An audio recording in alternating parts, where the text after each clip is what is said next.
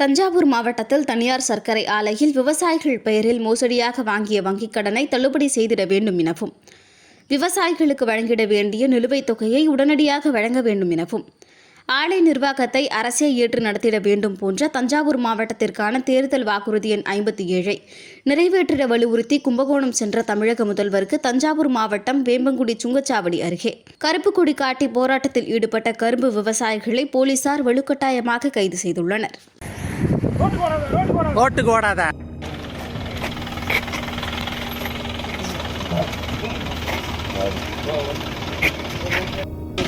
எங்க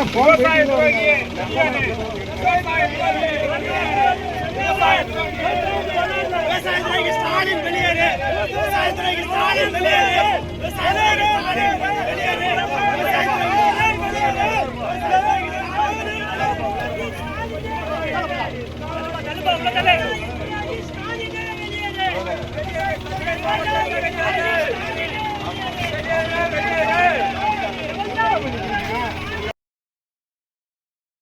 செய்திகளை உள்ளது உள்ளபடி தெரிந்து கொள்ள ரெஃப்ளெக்ட் நியூஸை சப்ஸ்கிரைப் பண்ணுங்க.